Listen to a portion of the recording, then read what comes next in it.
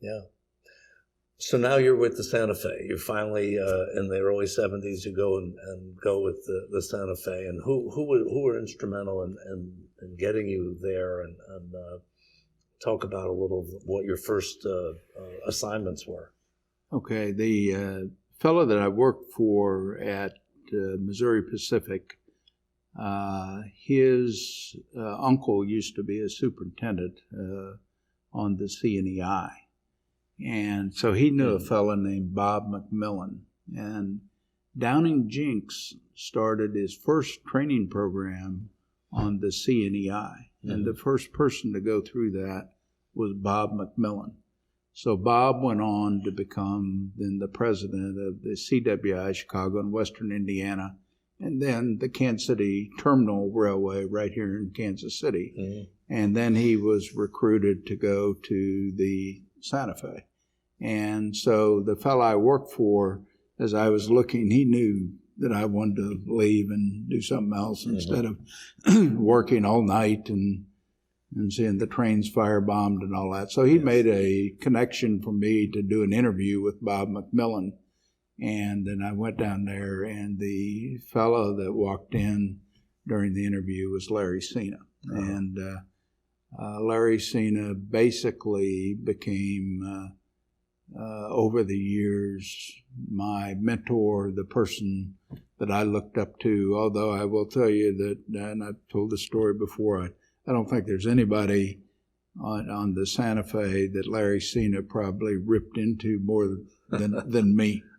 And he was constantly doing that. But and there was also a rumor out, because when I went to work for Santa Fe, they were just starting their management training program. They were way behind, and that's part of the reason that they hired me, is because I was 25 years old. I'd already had experience as an assistant train master in implementing perpetual inventory system and also being a train master. And I was 25 years old, so they were trying to get these young people to come to, and Santa Fe at that time was, in 1970, was a pretty staid organization. And, you know, and they didn't hire people from the outside. And in fact, again, Larry Cena is the guy that made sure I got hired, and I went to San Bernardino. But the rumor was that the only reason that I got hired is because I was married to his daughter.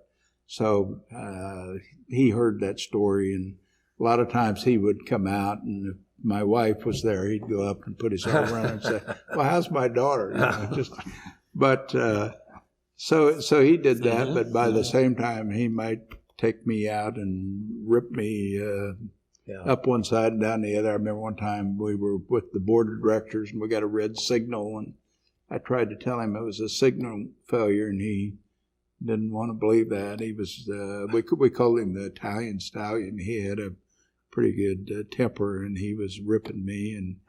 And so the general manager walked out and said, "Well, Mr. Cena, how's everything going?" He said, "Terrible." He said, "If anything is going to get," I can't say what the word was, he said, "but if anything's going to get messed up on the railroad, it's going to be on this division. This is the worst run division in the Santa Fe." And I was the superintendent. So I thought, well, that's the end of my career. But anyway, that's the way he was. But it was like a football coach who just thought that this is the way to get a better performance from you, or yeah, exactly. He was a tough guy, and he wanted to make sure that, you know, didn't look like he was showing favoritism to me, even though, you know, he was the guy that moved me up. And you know, after I went to San Bernardino when I was 25, then in fact, I had been supposed to go to Fresno, but the superintendent there said, "Hey, I can't take some 25-year-old kid from a foreign railroad coming over here. I'm the new superintendent. I need." And then ironically, about 20 months later, I was promoted, and I became his assistant. And I was the assistant superintendent. I was 27, and I remember meeting with him And I said, I know you didn't really want me up here, but I went to the Bay Area, and he slammed down. He said, "You, GD, right? I didn't want you up here." So that's how I got started on that. But I was reading that was around St. Patrick's Day or something. I actually, believe it or not, on St. Patrick's Day, I found out that I had been made the acting superintendent in Richmond, California on March the 15th.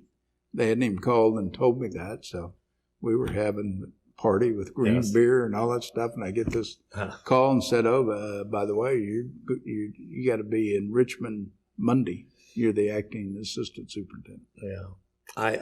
Richmond, if you know now, they have a Rosie the Riveter museum there because they made the ships there, I guess, during World War II. Yep. And a lot of the women worked there. So now the national parks have it's called Rosie the Riveter Park. No, I didn't know that. Yeah. And they tell that whole story. And Richmond's a pretty famous industrial place outside of San Francisco. I don't think people realize San Francisco being as industrial and how the war really changed San Francisco a great deal. And right next to our yard was a major refinery. At that time, when I was back there, it was Standard Oil, but I mean, it was huge. I was just reading about that you were at that time. Well, no, I guess this is when you went back to Emporia, Kansas, as a superintendent. And right at that time, you were dealing with derailments. Was that a common problem or a constant problem? Why was that happening at that time? Well, back at that time, again, the Santa Fe was much differently operated than Missouri Pacific. I mean, Missouri Pacific was a very tight-run organization. Of course, Santa Fe was long haul, and the three top railroads in the country at that time were Union Pacific, Santa Fe, and Southern Pacific because of the long distance hauls and so on. But again, they were extremely kind of a staid organization. But they let the general managers run their regions almost independently, which was certainly not the case in Missouri Pacific. I mean, they had an operations control center like everybody does now, and they made a lot of the decisions across the railroad. But general managers, so you had the coastlines, which was out on the West Coast, and that's where I started out. Yes. Then you had the western lines that was in Amarillo, and then you had the eastern lines that was headquartered in Topeka. So the coastlines was basically gold-plated. I mean, you talk about high speed. We had a general manager that, I mean, he wanted, we ran those Super C trains 79 miles an hour, and if he was on the rear of that train in the business car and it was going 1 mile an hour less than 79, he'd get on the radio and tell him, you get this up to 79 miles an hour. I mean, so it was gold-plated. So then I go back to Emporia. And you had a totally different general manager that was determined that he was going to make his reputation by saving money. So what did he do? Really cut back and deferred the maintenance. So literally the first 6 months that I went back as superintendent, that I did nothing but go to derailments. And I told this story before, but it was on July the 5th that Amtrak derailed out there, and I had to go to that derailment, and it was a track condition at a switch. And that was one of the lowest points in my life. Here I am. I just turned 30 in June, and so I go to this derailment on July the 5th, and I'm pulling people out of the cars, and it was a very tough situation. Was anybody killed? Pardon? Were there any deaths or injuries? Or what? Actually, 2 people passed away, but it was not actually from injuries that were from the train derailment. They actually had heart attacks. I see. But I'm sure the derailment had something to do with So it. as after these incidents occurred, your mandate, I guess, or your priority was to, as you said earlier, fix the road and make sure the road was safe and efficient. So that was your next big challenge, I guess. And, yeah, and they, and I'll tell you, they were going to there was talk about getting rid of me as the superintendent, and they're saying, this guy's, because the next youngest superintendent to me when I was 29 was 40 years old. I was the next youngest, and he was the only 40-year-old, and all the rest were in their 50s and 60s. And you were 30. I was 29, when I became the superintendent, and so anyway, in fact, this one assistant general manager that I worked for, he didn't like me all that well. In fact, he had been in Los Angeles running the LA terminal when I was train master at San Bernardino, and he didn't much like me. And then he became my boss. But anyway, so there was some question about whether they were going to move me because they were saying, this guy doesn't know how to run the division and so on. Larry Cena stepped in and said, no, we're not moving him. We're moving the assistant general manager, his boss, to the other end of the Grand Division and bringing this new guy in. And we're going to see to it that this guy gets the money to do this. And it was, the track was actually in horrible condition. And I let him know, that was before Mr. Cena. But one of his representatives came down. They wanted to fire the division engineer and blame him for it. And I said, it's not his fault. It was done at a much higher level. And incidentally, in Chicago, you approved all this. So it's not his fault. It's your fault. So it's a wonder I didn't get fired. But at that point in time, I was 30 years old. Well, you were accountable. And I think accountability is part of being a manager, and I think that sometimes the tendency is let's kill the messenger, but you were the messenger who said, we're not going to be in business no matter who the superintendent is. What was the path? And I was just reading this, 1989. This is going to be the 30th anniversary this year of your becoming president, I guess, of the Santa Fe. Right. So what's the path from 1974 to 1989, those 15 years? What was that path that got you to that point? And you were the youngest person ever appointed to. Well, I was... at least in the 20th century, I was in Emporia for 4 years, and then they moved me down to Temple, Texas.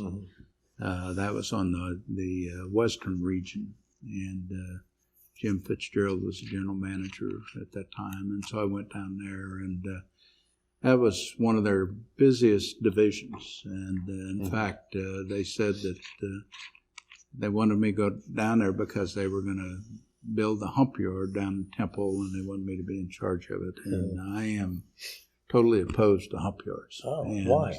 So, because I just, as far as switching cars and so on, you can show efficiency. But if you're going to manage car movements from origin to destination, you don't send them down. Like I used to block the traffic in Richmond, California that was going to Kansas City and to Chicago and to Texas. And it would be back there in 48 hours. Well, they told me just throw all this together. We'll take it to a hump yard in Barstow. And then, so it ended up spending a day in Barstow. And in fact, it ended up, we added 36 hours to the transit time. So I was against a hump yard. And I told them, I said, well, by the time you look at the coal trains that were operating, the intermodal trains, the grain trains, the sulfur trains, and all that, what are we going to hump? And I said, what we need down here is a mainline fueling facility because we were changing all the engines out, and Mm-hmm. it was a mess. And so anyway, we put in a mainline fueling facility, not a hump yard. Yeah. It worked out really well. Yeah. Well, I'm asking that because in Galesburg, of course, is this major hump yard that that is quite incredible for someone like myself to come and see the operation. But from your perspective, there are other ways of doing that, accomplishing that. So yeah, I just have never been, I'm not totally opposed to hump yards, and the productivity, clearly is there. But again, today what I hear called the precision scheduled railroading. yes. You know what I call that? Railroading 101. And back in the days of Missouri Pacific, that's what you were taught, that you minimized the time that a car got from origin to destination, Mm-hmm. not only to be able to increase the transit time, but also to reduce the cost. And so what you would do is set up a transportation service plan, and then you would execute that plan to minimize the handling of the cars. And so that's what I believed in, and I just didn't think that run them through a hump yard. And we had people say, "Boy, we humped 1,800 cars today. Man, that's a new record." I said, "Well, you don't look at the productivity, how many cars you humped. How long did it take the car to get from origin to destination?" Mm-hmm. Mm-hmm. So that was your metric, I think. That's what I believed in.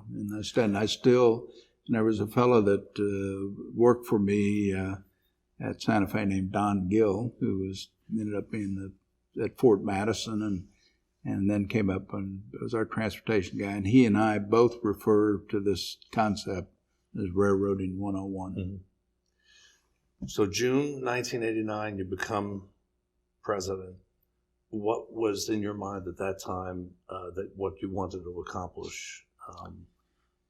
Major goals. That sounds like the question Rob Krebs asked me when I was named president. But just for the record, we had gone through a takeover attempt in '86, and the railroad was struggling. And the Reichman brothers and Sam Zell came in 1988, and they brought McKinsey in, and then the John Swartz, who was president of the railroad at that time, decided to step down, and so there was a search for a new president, and there were 5 inside candidates, and I was not one of the 5 inside candidates, but I was the vice president of operations and worked very closely with McKinsey. And they went to Rob Krebs and said, because one of the fellows dropped out, the insiders, he had been the head of the oil company that was one of the subsidiaries of Santa Fe Industries. And so he went to Houston, so they had to put somebody else in his place, and I was selected to go in there. So I was the dark horse. This was like 4 months before they decided to pick the president, and I was the dark horse. And it ended up that McKinsey, I think, recommended Rob Krebs that I end up being the president of the company. And so anyway, so when I went, the one thing I felt that the whole industry had failed in doing was dealing with the labor issues. We had been, the Staggers Act deregulated the rail industry, which saved the rail industry. There is no question about that. But through the 80s, the railroads did not really cut the cost the way that they should. And so, in the old scheme, when it was regulated, the game was that you'd go to the Interstate Commerce Commission and ask for X number of percentage increase and rates and so on, knowing that you were not going to get that. But then, so you'd get what you asked for, and then you passed it on to the unions. So, so it was kind of the game they played. And all of a sudden, in a deregulated environment, we went through most of the 1980s, and the industry did not really deal with some of the labor issues. We did get rid of cabooses, which I spent a lot of time testifying that we didn't need cabooses anymore. And being a former brakeman, I testified in New Mexico, Texas, and all over, and so on. But anyway, so when I came in, one of the things that I wanted to do was to reduce the crews and change the work rules. And that was one of the things that I told Rob that I wanted to do. Plus, we wanted to get rid of a bunch of branch lines and short line that, and we wanted to change the way that we did intermodal to where it was more focused on profit and so on. Sure. Had a lot of objectives, but really the number one objective I had was we had to do something about the labor unions and changing the work rules. And Rob's reaction to that was, hey, you need to focus on something else. I've been trying to reduce crews and so on for 25 years. The industry has, and they haven't been able to do anything. But I told him, I said, I've actually been meeting for quite some time with labor unions and so on. And we actually had a couple of labor unions that the employees got rid of the union, and that was the yard masters and then the police, the special agents. So we treated people well, and we had that reputation.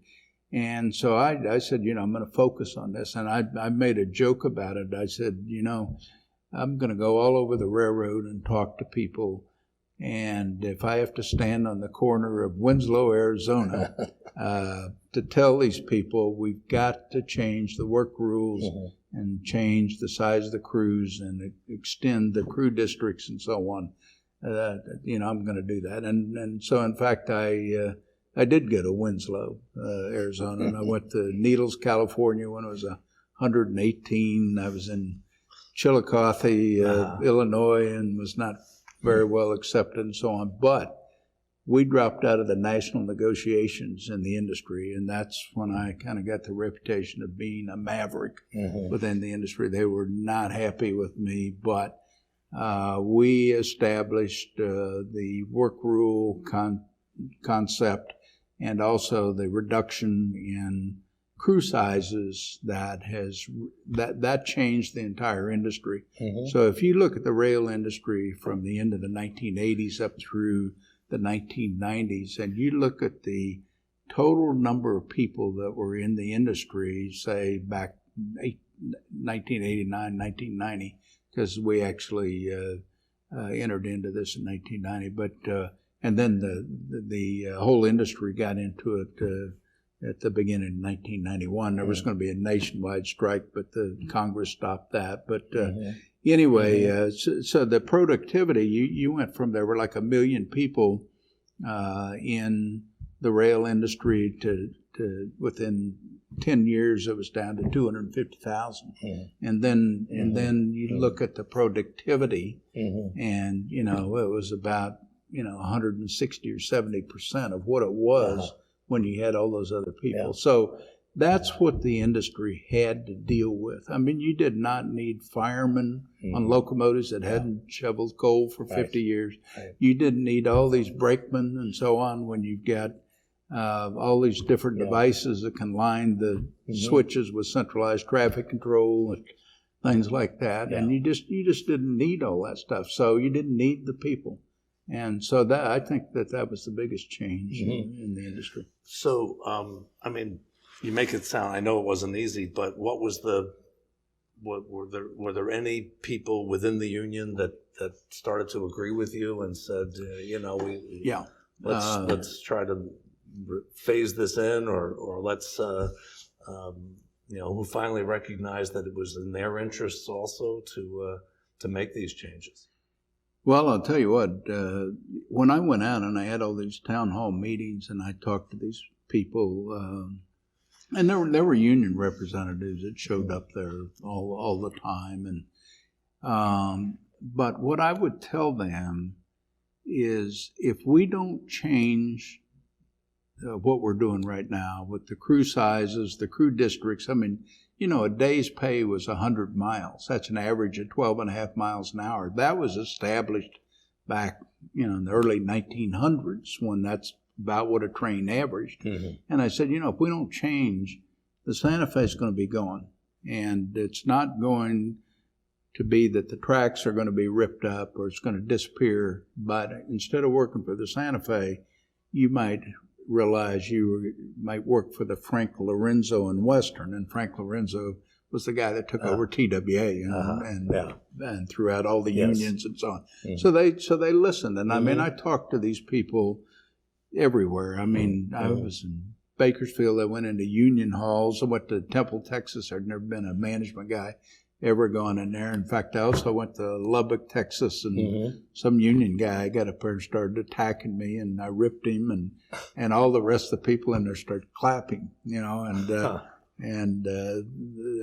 I told them the way it was going to be. So anyway, believe it or not, the ones that were most amenable to doing this was out on the coastlines, and then the western lines was pretty amicable as well. The eastern lines that fell out of Kansas City was not so much, but the majority of people were willing to vote for it. So anyway, we made the change at Santa Fe that then set the precedent for the entire industry. So that was one of the biggest objectives I had, and also reducing cost and improving service. Well, we're going to get into intermodal in a moment, because that's the big turning point. Were you ever a member of the union when you were brakeman? And so you had a union card. Yeah, I was a member of the Brotherhood of Railroad Trainmen that eventually then became the United Transportation Union. And all my family. Well, that must have helped in your credibility when you go to these meetings and you could say, "Hey, I've done these jobs," Oh yeah, and and that's the one thing that I do think that the employees did respect, that they knew that I had been out there and I'd done that. And like when I would go out on a business car and say we would stop or something, and there would be a track gang out there working on the railroad and so on, I would always go down and always shake hands with them, and I'd say, the president. But, I did that at one time. So I thought that was important. And I have respect for these folks that have to work all these hours and weekends and nights and so on. It's a tough situation. Yeah.